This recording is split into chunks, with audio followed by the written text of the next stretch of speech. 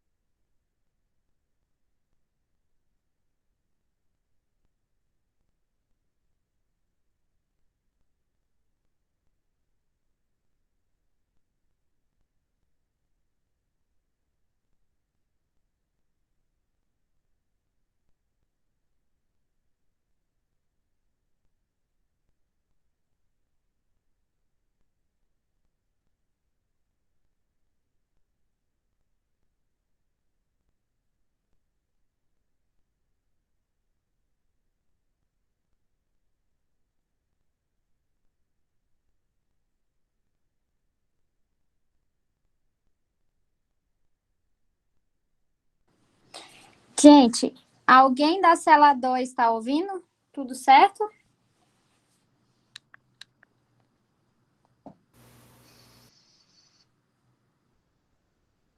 Estão ouvindo ou não?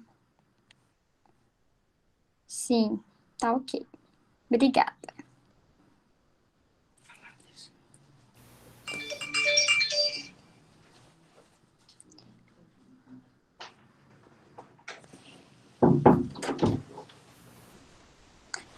Bom dia a todos. Iniciando nossa programação dessa quarta-feira da Jornada Digital Médico-Acadêmica da UFMA. Estamos agora com a professora especialista Isabela Cristina Simas de Aguiar, que ministrará a aula Trauma Ocular. Doutora Isabela possui graduação em Medicina pelo Instituto Tocantinense Presidente Antônio Carlos, ITEPAC, residência em Oftalmologia pela Universidade Federal do Triângulo Mineiro, UFTM, e Fellowship de Retina e Vítreo Clínica e Cirúrgica no Hospital de Olhos do Paraná. Antes de iniciarmos a aula, reiteramos algumas orientações. Reservem o chat para dúvidas, mantenham o microfone desligado, o link da lista de presença será enviado 1 hora após o início da aula e ficará aberto até 1 hora após o término da apresentação, e tenham atenção em preencher seu CPF corretamente, pois será necessário para a emissão dos certificados. Passo agora a palavra à doutora Isabela e desejamos a todos uma excelente aula. Bom dia, gente. Já fui apresentada aí, né? Eu agradeço à instituição pelo convite da aula e espero que seja uma aula produtiva e que todo mundo saia com uma noção de trauma aqui. Então, como ele falou, eu fiz minha residência médica pela Federal do Triângulo Mineiro, fiz minha especialização pelo Hospital de Olhos do Paraná e hoje sou uma das preceptoras de retina da Santa Casa de Viçosa. Então, vamos lá. Eu vou iniciar a aula, vou tirar o fone aqui um pouquinho. Eu vou iniciar a aula falando um pouquinho sobre anatomia. Para quem ainda não teve essa parte dentro da medicina, conseguir se situar durante a aula, tá? Consegue me Então, ouvir, vai ser doutora? uma aula, uma abordagem bem breve sobre anatomia, bem básica, para vocês se orientarem. Então, aqui a gente tem uma imagem do olho, tá? Analisando de cima para baixo aqui, né, anterior para posterior, a gente consegue observar a parte transparente, que é a córnea. Aqui, o segmento anterior, a íris, que vai dividir em anterior e posterior. Okay? A gente tem aqui a lente do nosso olho, que é o cristalino, que ela é segurada ou estabilizada pelas ônulas, ok? Corpo ciliar, onde se produz o humor aquoso, que vai passar de posterior para anterior. O segmento posterior do olho, que é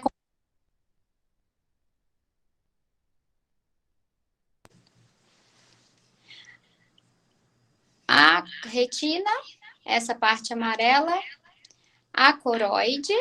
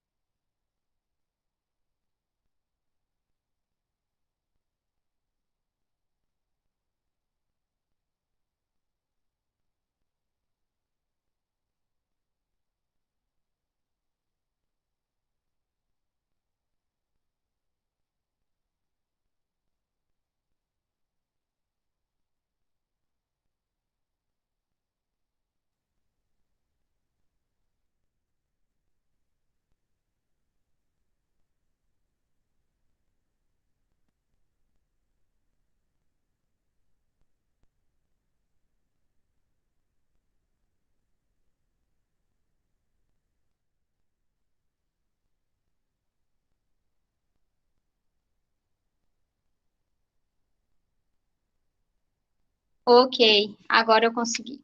Ok, agora eu acho que vai. Foi? Tá.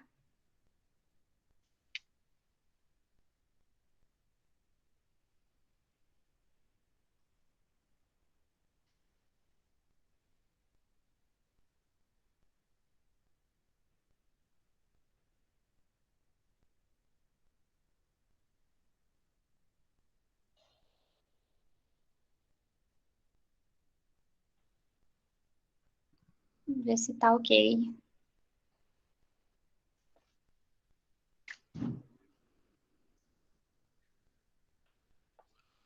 No primeiro slide? Hum.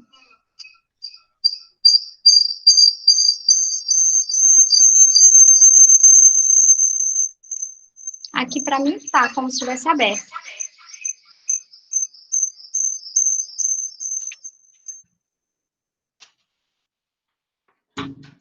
Essa. E agora? Então, pronto. Posso minimizar? Eu vou iniciar novamente, tá bom?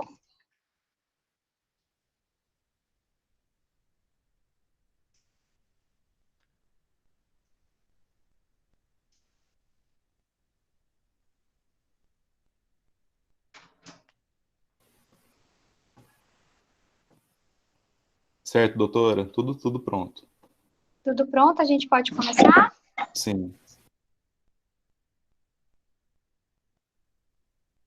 Então, eu vou iniciar novamente, porque deu um probleminha de áudio, né? Então, eu vou iniciar novamente. Então, eu vou começar falando aqui de anatomia de forma bem básica, para todo mundo poder acompanhar na aula, tá?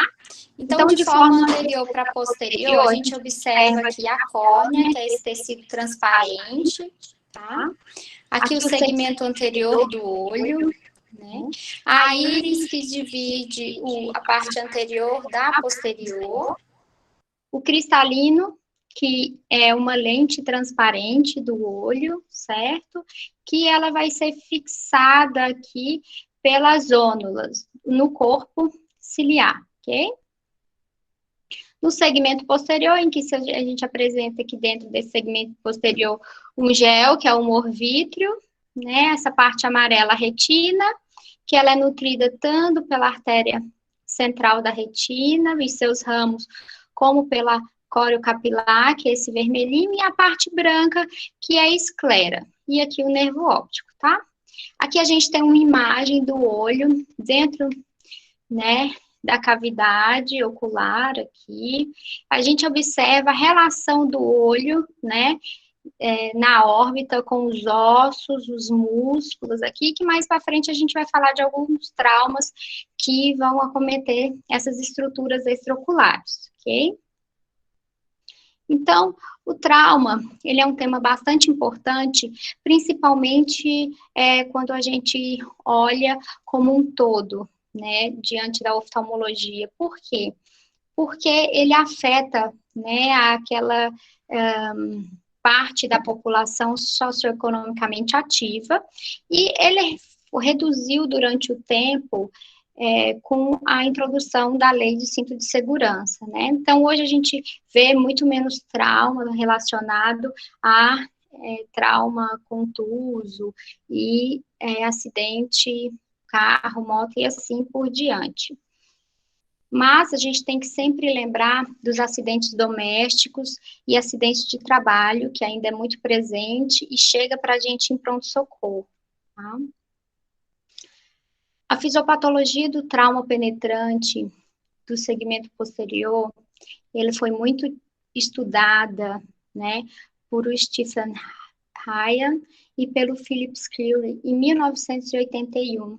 E o que ele determinou? Que esses traumas penetrantes, né, faziam um encarceramento vítreo e junto com a hemorragia que dava, levava à proliferação, tá, fibroblástica, fazendo a tração da retina, descolando essa retina, tá?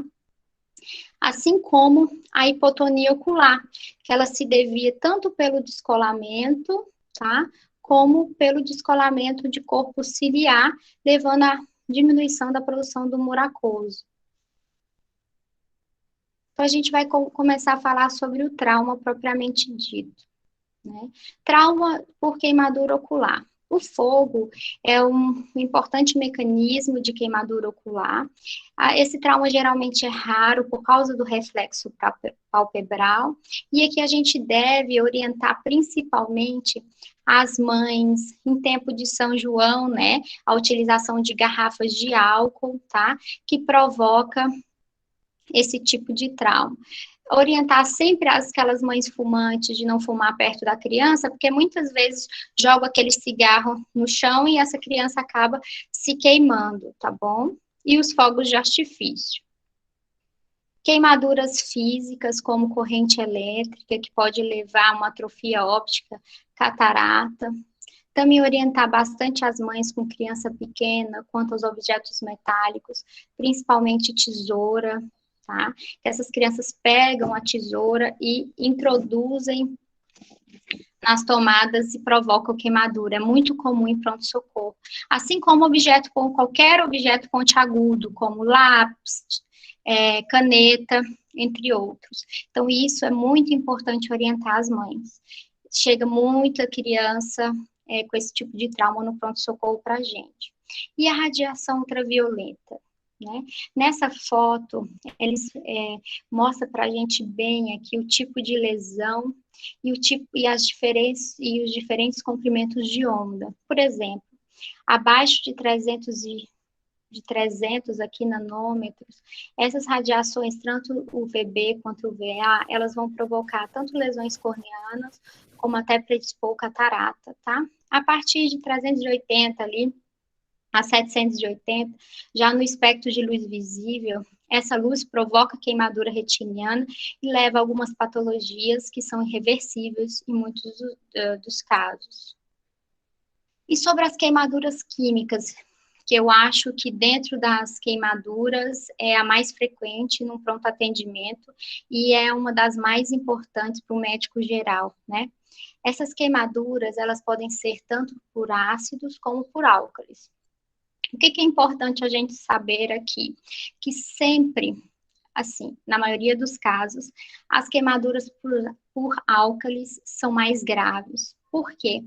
Porque os álcalis, eles são substâncias lipofílicas e que eles vão provocar a saponificação dos ácidos graxos das membranas celulares, levando, assim, uma cascata de inflamação e destruição celular, tá? Principalmente corneana, tá? Então, essas queimaduras, ela tem uma tendência, sim, de envolvimento tanto ocular, externo, ali da parte superficial da córnea, da conjuntiva, como lesões mais profundas. E quais são essas substâncias no nosso meio, né? Os álcalis são principalmente os gessos, os cimentos, a amônia e a soda cáustica, que é muito comum. Já os ácidos são lesões que podem ser graves, mas geralmente são lesões de média a branda, Então, ele vai se desnaturar e precipitar as proteínas, e essas proteínas vão coagular, formar como se fosse uma capa protetora para não prolongar aquele trauma, ok? O que é importante a gente saber aqui, é muito comum a gente ter esse tipo de lesão, e a gente deve ter em mente essa classificação aqui que eu trouxe para vocês, se vocês quiserem tirar uma foto, para vocês predizerem o prognóstico do paciente. Isso é bem importante e dá para vocês fazerem até a olho nu, tá? Em alguns casos, quando não tiver o suporte oftalmológico. Então, essa classificação de Hopper-Hall, o que ela vai mostrar para a gente? Ela vai correlacionar, tá? A lesão conjuntival e limbar com a lesão de córnea e o prognóstico. Então, por exemplo, nesse grau 1, sem uma isquemia limbar e ali uma lesão bem superficial no epitélio da córnea. Então, quando isso acontece, o prognóstico geralmente ele é favorável. Já no caso do grau 4, o prognóstico é bem ruim. Por quê? Porque a gente observa uma isquemia limbar de mais ou menos 180, tá? Com uma opacidade corneana e a impossibilidade de visualizar a íris e a pupila. Então, isso, com esse tipo de quadro, a gente já observa e prediz um prognóstico bem ruim. Então, aqui eu trouxe para vocês o tipo de conduta que a gente tem que tomar. Muitas vezes a gente acredita que um trauma mais grave, o paciente vai chegar com muita dor e reclamando de muita dor. Mas, às vezes, isso não pode ser verdade. Por exemplo, um paciente com uma isquemia limbar importante, com bastante acometimento do segmento externo, ele pode chegar sem dor, tá? E não quer dizer que não seja grave. Sim, pacientes com isquemia limbar é um preditivo bastante grave de queimadura ocular, tá? Então, o que deve chegar? Você tem que fazer uma anamnese completa desse paciente, saber se foi por álcools ou se foi por alguma substância ácida, tá? Medir o tamanho da lesão e saber a olho nu. Por exemplo, essa foto que está aqui, acho que o cursor dá para colocar. Essa foto A é um paciente extremamente grave, tá? Que a gente observa uma isquemia limbar de 360 graus, com uma hiperemia importante, um edema de córnea importante. E já esse paciente, ele vai reclamar mais de dor, só que é uma lesão limitada, ok? Então, esse paciente A é muito mais grave que esse outro paciente da esquerda aqui. Tá? Então, o paciente chegou com trauma desse queimadura química, o que a gente deve fazer? Primeira coisa é procurar algum afastador, um blefarostato, se não tiver a própria mão, pingar uma gotinha de anestésico, porque dói, incomoda, e lavar de forma copiosa. Com o quê? Ringue, solução salina ou até água potável, o que tiver. Então, lavar bastante. Tá? A literatura recomenda mais ou menos 30 minutos de irrigação copiosa, ok? Depois disso, a gente deve everter as pálpebras, tanto superior como inferior, a fim de retirar qualquer corpo estranho que tem ali e retirar essa substância do fornis, que muitas vezes fica acumulada, levando a maior destruição dos tecidos. Após isso, depois a gente fazer toda a limpeza, a irrigação, né? A gente deve passar um cicloplégico para ele, tá? Pomada, antibiótico. E se o trauma for grave, tem que haver a prescrição da vitamina C de 2 gramas, que eu coloquei aqui 4 vezes ao dia, para ajudar na cicatrização. Após isso, analgésico oral é importante, lágrimas artificiais, qualquer tipo de lubrificante. Eu opto sempre por um lubrificante mais oleoso, tá? Em pomada, porque fica mais tempo no olho. A gente aí oclui o olho do paciente e encaminha para o oftalmologista para dar uma avaliada, né? Essa foto da esquerda aqui, abaixo mostra uma alteração já cicatricial importante, né? Com leucoma de córnea importante, conjuntivalização. e até eu me arrisco a dizer que tem a simbléfora e aderência também. Em alguns traumas mais importantes e que a gente tem melt de córnea, que é o derretimento da córnea, a gente pode optar ou muitas vezes por colocar membrana amniótica ou até recobrimento conjuntival. Então, a gente chega no objetivo, o oftalmo, de não preservar a visão inicialmente, mas sim preservar o globo ocular, tá? Então, isso é muito importante, a gente ter em mente que muitas vezes no trauma a gente pode não conseguir salvar a visão do paciente. Eu vi que a doutora Natália deu uma aula, né, e falou um pouco sobre abrasão e corpo estranho, então eu fiz uma abordagem bem rápida, tá, e prática aqui. Então, o paciente chega com uma abrasão corneana, geralmente ele vai referir dor, fotofobia, lacrimejamento, hiperemia. É importante sempre corar com fluoresceína para ver a extensão dessa lesão, tá? E avaliar com a luz azul de cobalto. Aí você vê a extensão da lesão. Importante aqui, por exemplo, você pega um paciente dessa foto direita inferior, com a córnea toda arranhada. Isso aqui provavelmente deve ter algum corpo estranho na pálpebra superior. Então, o paciente chega com abrasão corneana, sempre everter as pálpebras e procurar ali algum corpo estranho. Se tiver, conseguir tirar com cotonete, pode fazer a retirada, tá? Sempre encaminhar para o oftalmo para dar uma olhada. E o tipo de corpo estranho é muito importante também, tá? Saber se o corpo estranho é algum vegetal ou não é. A profundidade da lesão é importante, então tem que mandar para o oftalmo. Então, o médico geral pegou uma abrasão corneana, não tem fluoresceína, o que ele vai fazer, né? Muitas vezes você chega no pronto-socorro, você não tem fluoresceína e nem a lâmpada para examinar, né? Então, você deve irrigar essa córnea para retirar qualquer corpo estranho que esteja na superfície, everter as pálpebras, passar um cotonete nas pálpebras e encaminhar para o oftalmo. De preferência com antibiótico, pomada, ocluir esse olho, tá? Botar um lubrificante e encaminhar, ok? E o corpo estranho, a mesma coisa, tá? Tá vendo a foto aqui à direita inferior? Tem um corpo estranho na pálpebra superior, né? E aqui a lesão bem na região em que esse corpo estranho tem aderência com a córnea. Então, é sempre imprescindível a avaliação tanto da pálpebra superior como inferior nesses casos, tá, gente? Tem que avaliar e, se possível, retirar, ok? Lógico, se o corpo estranho tiver, igual nessa primeira foto, ou segunda, né, e vocês não conseguirem a olho nu, vocês não vão pegar uma agulha ou alguma coisa e tá mexendo ali, porque a olho nu, a gente não consegue saber a profundidade que a gente está adentrando aquela agulha, então torna perigoso.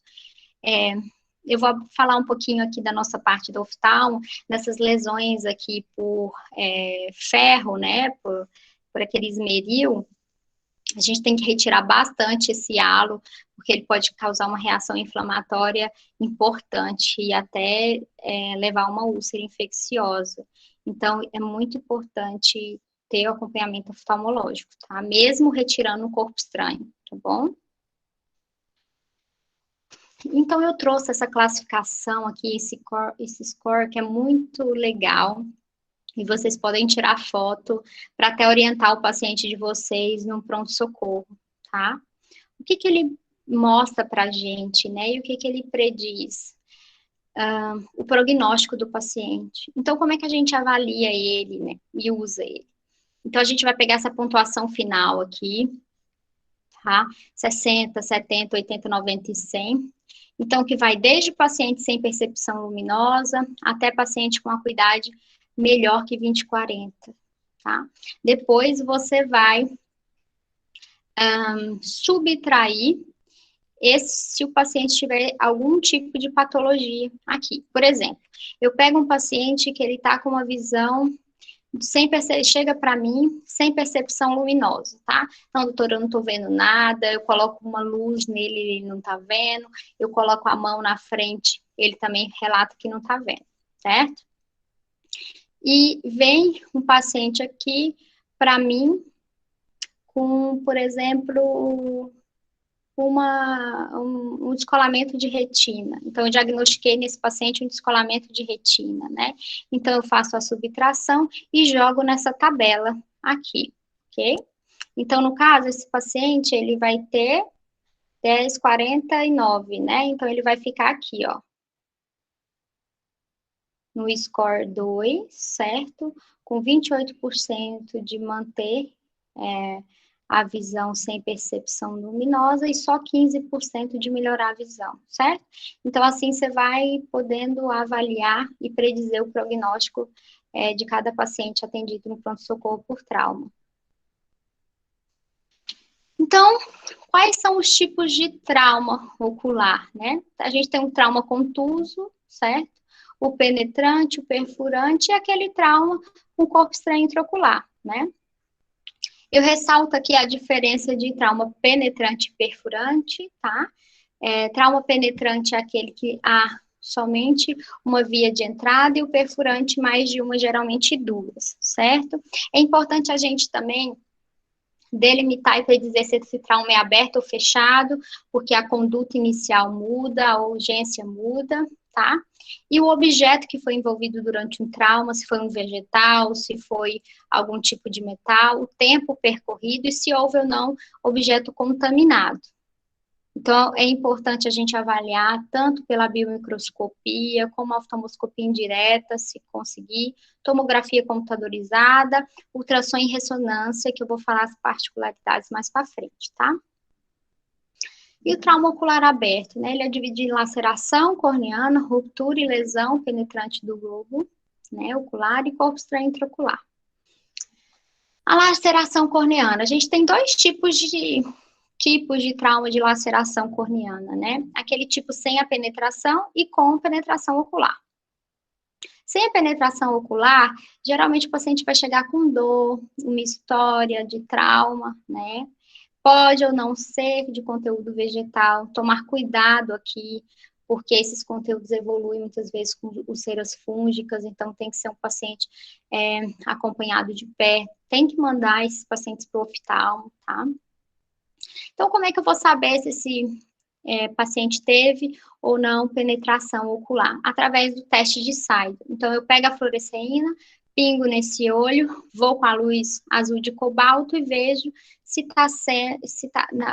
está havendo a saída do humor aquoso. No próximo slide vai ter uma foto, eu vou mostrar para vocês.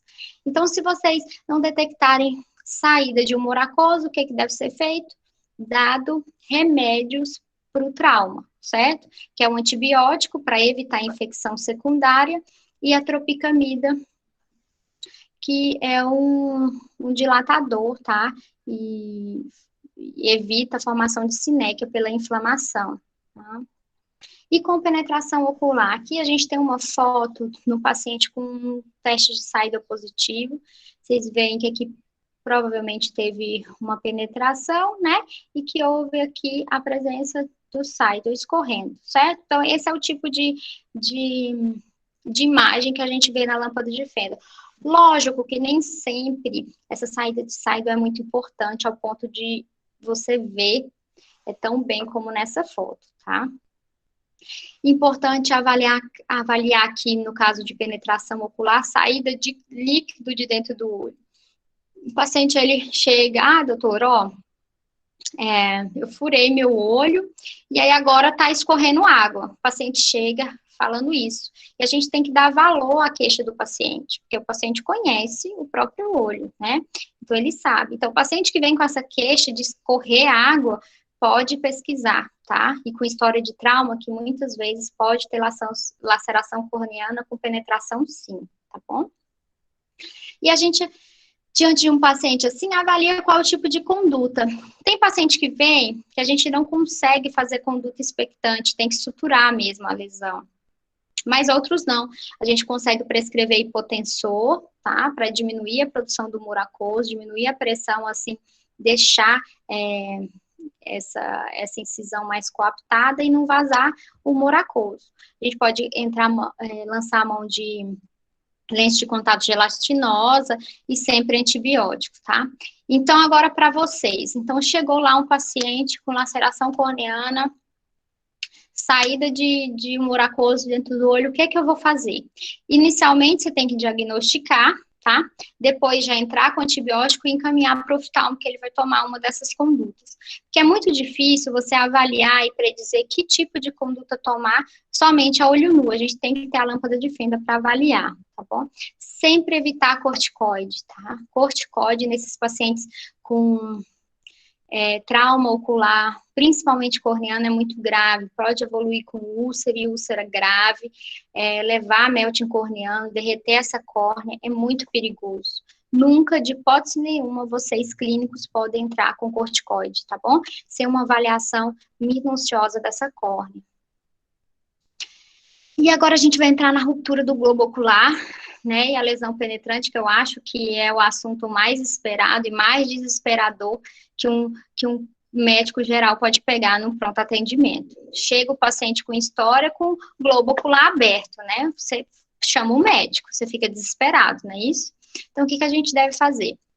Primeiro, sempre, a historinha é importante, a perda de líquido aqui também é uma coisa bastante relatada, tá? E que deve ser levado em consideração. E o olho, ele te dá alguns indícios de trauma grave, tá bom? Geralmente, a laceração, ela pode vir, assim, no segmento anterior, mas o olho, ele pode vir hipotônico, tá? Isso já é um indício e que você deve falar, opa, tem em algum lugar desse olho tá vazando algum conteúdo, tá? Então, você olha para o paciente, vê aquele olho mais murchinho, tem que ficar atento.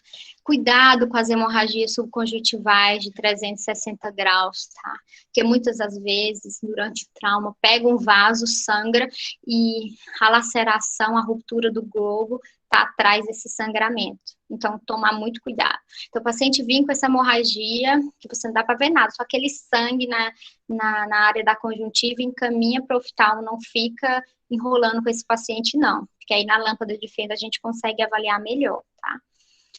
Câmera rasa é um indício de trauma, pupila irregular, e tomar cuidado com aquelas rupturas de globo posterior, que são mais difíceis de diagnóstico, e que tem que lançar mão de exames complementares. Primeira coisa que você deve fazer quando chega um paciente assim, com ruptura de globo ocular, é pedir uma tomografia, tá? Então, faz um curativo leve ali sobre o olho, tá? E pede uma tomografia. Deixa o paciente em jejum, porque provavelmente ele vai entrar para o bloco cirúrgico, então, daquele tempo, até você resolver, ele já vai fazendo jejum. Orientar o paciente a não fazer nenhuma manobra de valsalva, nenhum esforço físico, nem sequer calçar um sapato, tá?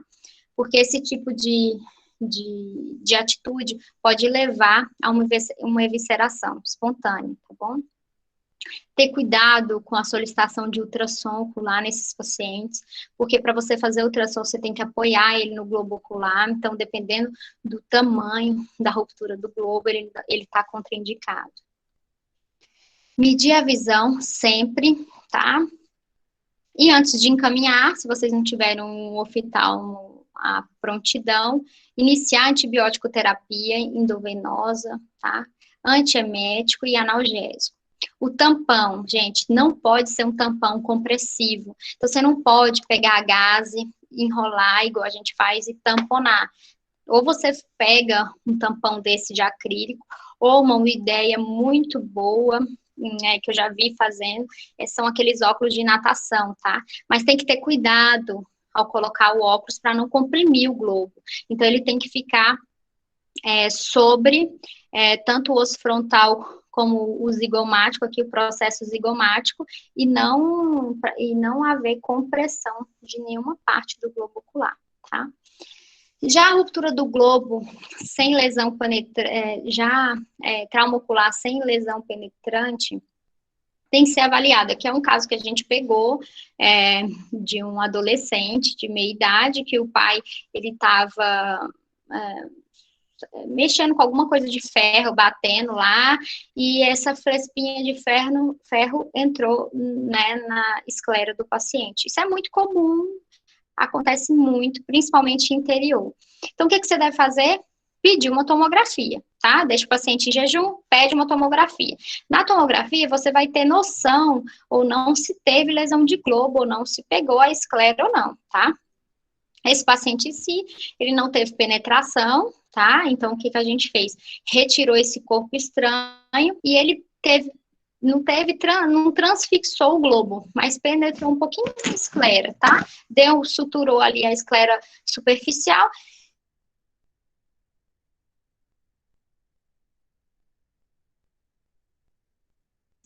Devem ser avaliados com fundoscopia de forma rotineira, tá? Até para avaliar trauma contuso também associado, tá?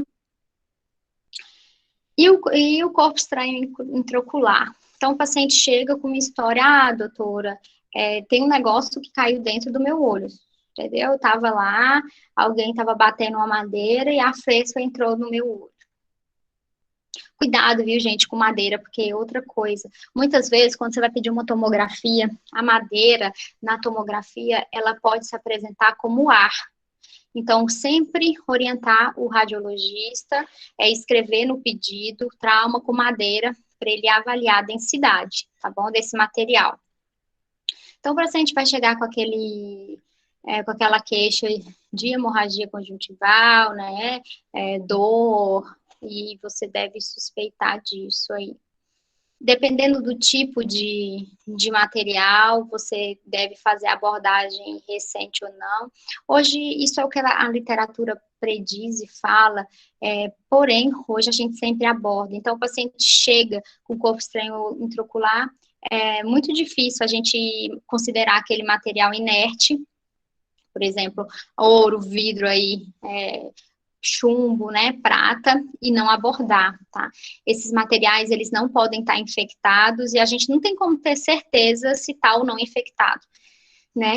Mas lá na literatura, eles são vistos como materiais inertes, e que se não tiver infectado, pode ficar dentro do olho sem problema nenhum. Mas até hoje, eu não vi nenhum paciente que a gente não optasse por abordar, tá? Esse foi um caso nosso também, que chegou no pronto atendimento, tá? Corpo estranho intraocular. Esse paciente evoluiu com um prognóstico bem ruim, porque o corpo estranho era bem grande. Ele entrou temporal a esclera e foi bem difícil a cirurgia. A gente conseguiu preservar o globo ocular, mas a visão, infelizmente, não, tá? Então, chega um paciente com corpo estranho intraocular, o que eu, como clínico, devo fazer?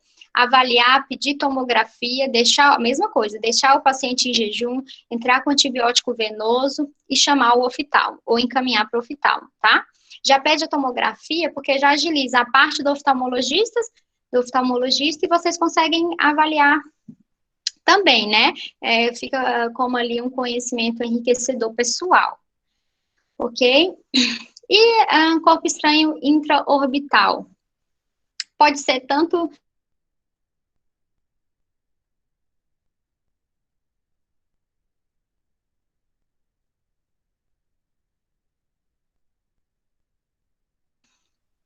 proptose ou equimose. Cuidado com aqueles materiais vegetais também, pelo risco de infecção, tá?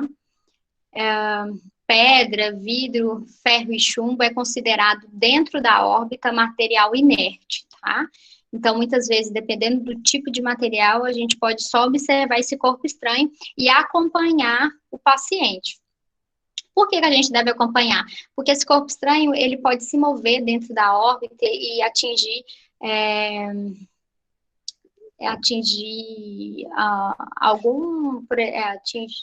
por exemplo, a esclera, o nervo óptico, né? Isso vai levar a um comprometimento importante.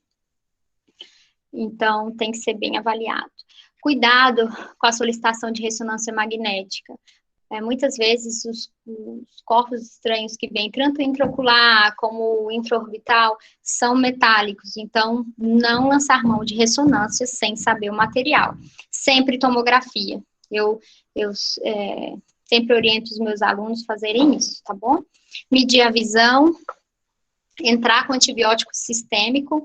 Se o corpo estranho foi infectado, ou você entender que ele seja, tem que entrar com antibiótico de amplo espectro e tratar esse paciente como se tivesse celulite orbital, tá? E o uso do corticoide? O uso do corticoide nesses pacientes é muito controverso. Se houver a necessidade de entrar, só a partir ali de 24 a 48 horas da antibiótico-terapia, tá? O paciente chega com corpo estranho intraorbital, o que eu devo fazer? A mesma coisa. Tomografia, tá? Deixar esse paciente em jejum, ok? Entrar com antibiótico de amplo espectro ou não, dependendo da tua avaliação de gravidade. Fazer um tampão e encaminhar para o oftalmo. Como que deve ser esse tampão? Esse aqui você pode fazer o tampão com gaze. Faz o tampão com gaze, tá? Se não for um prego, como nessa foto, óbvio. Mas se foi um objeto que entrou dentro da órbita e você não visualiza ele, tá? Você pode fazer um tampão com gaze leve, não é curativo compressivo, não é tampão compressivo, e encaminhar para o oftalmologista, ok? Fratura de blowout, que é muito conhecido, né, por vocês na graduação, que é aquela fratura em que pinça, geralmente, a musculatura extraocular. Então, como é que a gente deve suspeitar dessa fratura? Através de dor à movimentação intraocular, limitação, crepitação é muito importante, tá? E diplopia. O paciente chega falando, nossa, doutor, então, eu tive um acidente, sei lá, há uma semana e agora eu tô vendo duplo, tá? Olha meu olho, ele chega, às vezes, até com estrabismo, tá? Com desvio ocular. Então, o osso tá pinçando a musculatura, certo? Entra com antibiótico terapia, evitar desencorajar o paciente a suar o nariz, porque se tiver comunicação vai entrar ar ali, vai infectar, ok? Na cavidade. E o reparo, ele tem que ser imediato se o paciente tiver algum sintoma do reflexo oculocardíaco, tá? Bradicardia, náusea, vômito, o reparo tem que ser imediato.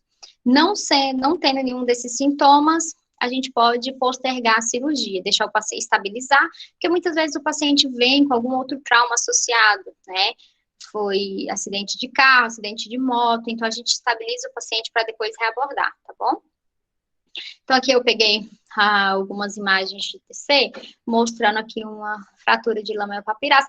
Então, imagina um paciente desse aqui, assoando o nariz, né? Então, vocês imaginam, vai entrar ar aqui para dentro da órbita, a gente depois não vai conseguir, e o radiologista e a gente não vai conseguir limitar mais nenhuma estrutura. Então, tem que orientar o paciente, é muito importante isso. E aqui à direita, uma TC mostrando aqui a fratura de base de órbita, né, com pensamento muscular aqui, e aqui em cima mostrando ar dentro da cavidade, ok? Então, aqui é a foto que eu mostrei lá no começo da aula, mostrando a relação íntima entre os ossos que compõem a órbita e a musculatura.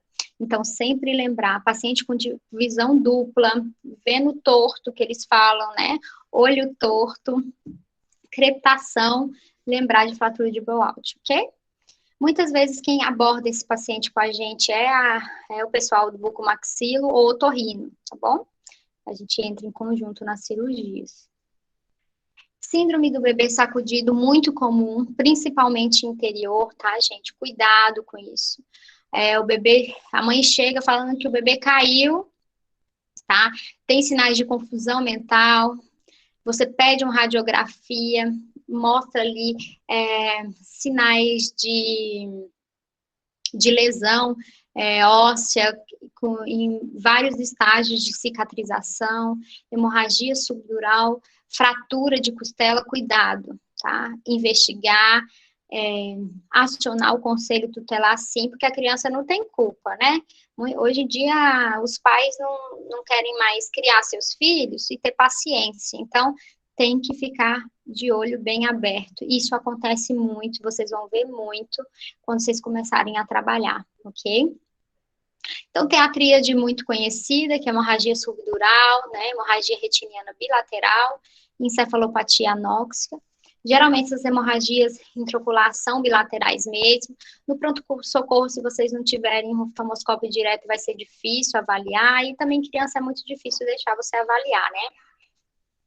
Então, você observa aqui tanto hemorragia intrarretiniana como pré-retiniana, difusa, em vários estágios aqui de coagulação, né, e hemorrágicos.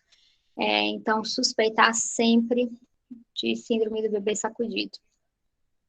Outra coisa importante aqui é que esses pacientes, eles evoluem com prognóstico ruim, tá? Muitas vezes. Porque não é só uma história de trauma, são vários, né? Vários traumas, e esse bebê evolui com prognóstico ruim. O sangue é tóxico para a retina, a visão acaba ficando bem comprometida mesmo. Então, a gente, além da medicina, de tratar com amor e com carinho os pacientes, a gente tem que ter uma noção socioeconômica e de ajudar essas crianças, né? Então, eu vou entrar um pouquinho sobre alguns traumas que acometem o globo de forma direta aqui, que vai ser difícil vocês avaliarem o pronto-socorro por não ter, muitas vezes, equipamento para isso, mas para vocês conhecerem e saberem o que é, né? Isso é importante também. O que seria um trauma esclopetário, né?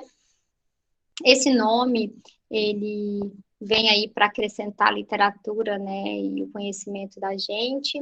São geralmente aqueles traumas por projeto de alta velocidade, bala, a arminha de chumbinho, sei lá, alguma coisa assim, ok? Esse é um paciente que a gente pegou no pronto-socorro. Esse é projétil de arma. Não chegou a penetrar o globo, tá? Mas teve lesão escleral aqui. A pálpebra estava toda aberta e teve lesão óssea. Por ironia do destino, sorte, esse paciente evoluiu bem, tá?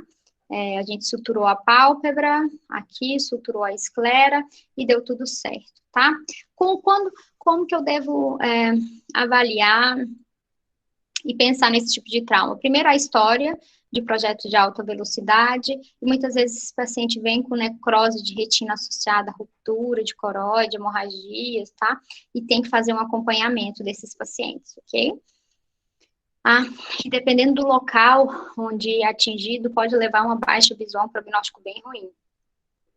Contusão de retina, então aquele paciente que levou uma bolada no olho, o paciente que está com visão boa, o paciente que levou uma bola de golfe no olho, uma cotovelada, esse tipo de paciente que a gente classifica em contusão de retina, né, e não tem ruptura ou lesão ocular aberta, né. Então, esse paciente, ele vai ter um edema retiniano secundário ao trauma, essa parte branca do olho todo é a contusão retiniana, né? Então, vocês podem ver que é uma imagem branco acinzentada, né? Que acomete a retina externa, e pode haver ou não sangramento pré-retiniano ou intrarretiniano. Então, o que eu devo fazer com esse paciente? Acompanhamento e mapeamento de retina seriado. Às vezes, a gente não vê nada, só o edema de retina. Mas com o passar do tempo pode aparecer, tá, alguma rotura. Importante aqui também nesses pacientes, sempre quando for examinar, identar a periferia, tá bom? Isso é muito importante, porque às vezes pode ter rotura lá na base vítrea. Rotura de coroide também é um trauma muito comum, principalmente em trauma mecânico, tá? 80% é temporal nervo óptico com risco de envolvimento macular. Então, o prognóstico ele fica bem reservado, tá? E pode evoluir com membrana neovascular. Então, aqui eu trouxe imagem. Então, quando você olha aqui, né, você vê e fala assim, mas como é que eu sei se é ruptura de coroide na retina? Como é que eu vou saber? Vocês podem olhar aqui, então aqui a gente tem o nervo, os vasos, mácula, e os vasos estão passando por cima da lesão. Isso nos indica, né, que a lesão, ela está abaixo da retina, então isso aqui é uma ruptura de coroide, ok? A gente tem aqui embaixo, já em estágio de cicatrização, ruptura de coroide em estágio de cicatrização, pegando a região da mácula e mais temporal, ok? E é isso que eu tinha para passar para vocês. Espero que vocês tenham conseguido aproveitar alguma coisa. Eu estou aberta a alguma pergunta, alguma dúvida, fiquem à vontade para perguntar. Certo, professora. Vou colocar o fone aqui. Consegue me ouvir, professora? Pronto, consigo. Pode falar. Certo. Tivemos algumas dúvidas. A Márcia Teles perguntou: o uso recorrente de aparelhos eletrônicos, como televisão e smartphones, pode provocar dano à retina? Então, vocês estão conseguindo me escutar aí? Estão conseguindo me escutar? Sim, nas duas salas. Sim, Tudo né? certo. Uhum. Ok. Então, tem sim. A gente tem que limitar a quantidade de utilização desses aparelhos. E, principalmente, é uma lesão progressiva, tá bom? E pela luz azul, tá? Dos aparelhos eletrônicos. Hoje, esses aparelhos estão vindo com filtros, mas a gente tem que limitar, sim, a quantidade de utilização, tá bom? Certinho. Outra dúvida foi a do Raul Nóbrega, que ele perguntou: qual o tempo médio de recuperação de um trauma corneano? Então, aí depende da extensão do trauma, da profundidade do trauma, tá bom? Se for um trauma superficial, mais ou menos 2 semanas, reptiliza tudo e tá ok. Se for um trauma profundo, se você suturou ou não, então isso vai tudo depender, se teve a infecção associada ou não. Então, vai depender muito do que vem associado ao trauma em si.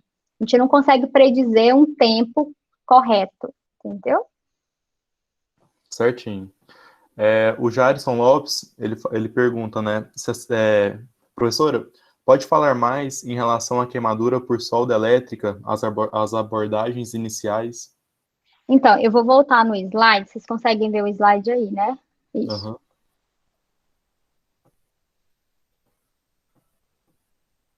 Solda elétrica, a gente tem 2 tipos de lesão, tá? Ou a lesão direta do componente da solda que vai no olho, que faz esse tipo de lesão, a gente tem que retirar o corpo estranho e o halo, ou a queimadura propriamente dita, que fica mais ou menos assim, não parece muito esse, mas só para vocês entenderem. Se for uma queimadura de solda elétrica por lesão de aquecimento, o que a gente deve fazer é antibiótico e lubrificante. Ponto, tá? E se tiver a presença do corpo metálico, tem que fazer a retirada. Eu não indico fazer essa retirada a olho nu, por causa desse halo ferruginoso que fica em volta. Você tem que retirar esse halo com bastante precisão, tá? Porque senão ele pode causar reação inflamatória e até úlcera de córnea posteriormente. Então, tem que encaminhar para o oftalmo, tá? O tipo de corpo estranho que vocês devem tirar é esse tipo de corpo estranho aqui. Você retira da pálpebra superior, passa um antibiótico, um lubrificante e encaminha para o oftalmo, dá uma avaliada se essa lesão aqui está profunda ou superficial, tá bom? Certo. Professora, o Rodrigo Zanoni, ele pergunta: na visualização direta, como eu identifico se afetou a conjuntiva ou a episclera, esclera ou córnea? Muita dificuldade em separar essas estruturas anatômicas na prática. Realmente, é difícil mesmo você saber. Na prática, a olho nu, você só consegue diferenciar olhando mesmo, assim. Por exemplo, eu pego um paciente que está com hemorragia aqui, não teve trauma, não teve história de trauma de alto impacto, e está com um pouquinho de sangramento, né? Então, possivelmente, esse trauma foi só conjuntival, né? A esclera, geralmente, não tem, se não penetrou, o paciente não chega com muita dor, tá? O que dói é a córnea ou a conjuntiva, tá bom? Se não penetrou a esclera, se foi só superficial. A olho nu é difícil mesmo a gente saber a profundidade desse trauma. Não tem como a gente saber a olho nu. Então, o que tem que te dizer é a história clínica, tá? E o impacto, o tipo de impacto.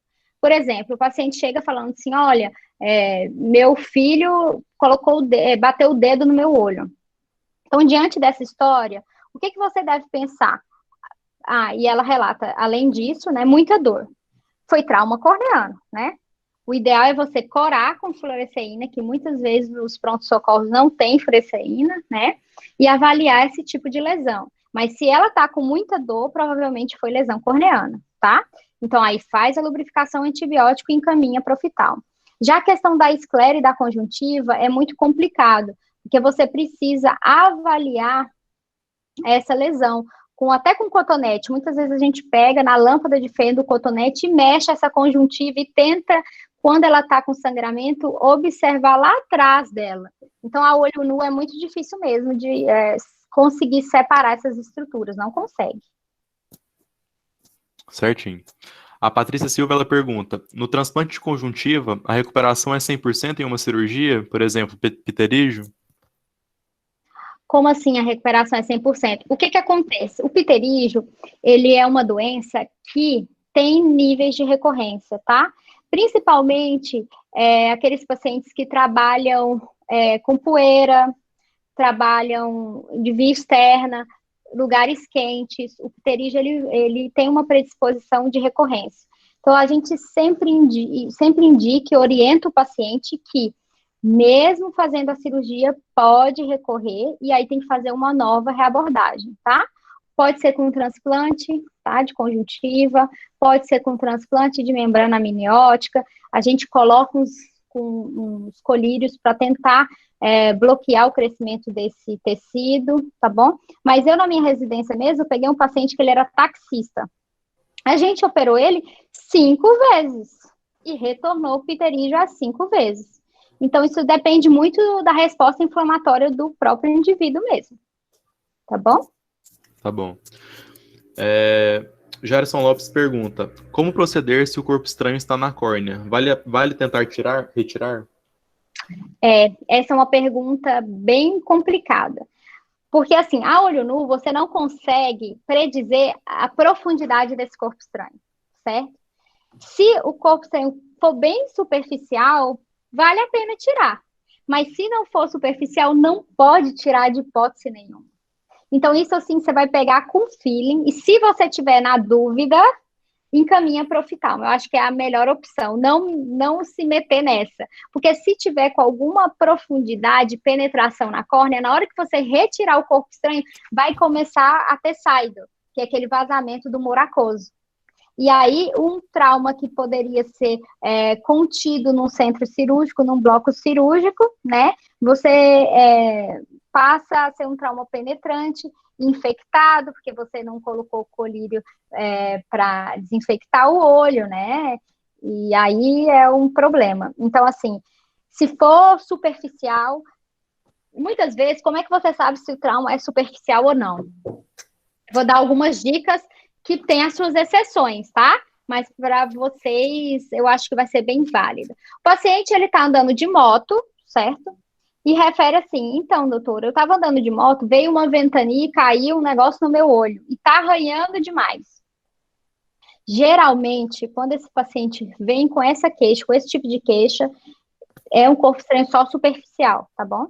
Logo, lógico que eu peguei na minha residência o paciente que estava dentro do carro viajando, um besouro entrou pela janela do carro e enfiou o ferrão no olho, entendeu? Então, isso já virou um trauma penetrante, tá? A gente não conseguiu tirar na lâmpada de fenda porque estava penetrando a córnea. Então, é isso que eu falo, tem as suas exceções. Então, depende muito da história. Se o corpo estranho, você dá para vê-lo, por exemplo, aqui na foto, ó, esses corpos estranhos de pálpebra tá liberado a tirar, tá? Vocês conseguem enxergar ele, pode tirar. Mas esses de córnea, principalmente por esmeril, eu recomendo não tirar. Deixar o oftalmo tirar, porque ele tem que fazer a limpeza. Agora, se for areia, ou às vezes tem aquela uma asinha de besouro que entra muito dentro do olho, vocês conseguirem ver isso na córnea, tá coladinho, vocês podem com cotonete sim tirar, tá? Mas tem que ter certeza da história. E se tiver na dúvida, encaminha. Certinho, professor. Eu costumo falar que é assim, passa a bomba pro próximo. Passa a bomba pro próximo. Certo? Certinho. Muito obrigado, professora. Essas foram as dúvidas, né, dos inscritos. E, por fim, agradecemos, né, em nome da organização da Jornada Digital Médica Acadêmica da UFMA. Muito obrigado à senhora, muito obrigado por ter aceito o convite em participar do nosso evento. E também muito obrigado pela excelente aula que foi ministrada. Com certeza esse é um tema que também é fundamental na nossa formação. Muito obrigado, de verdade.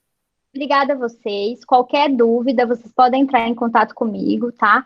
Pelo Instagram, os meninos têm meu telefone, pode mandar o WhatsApp.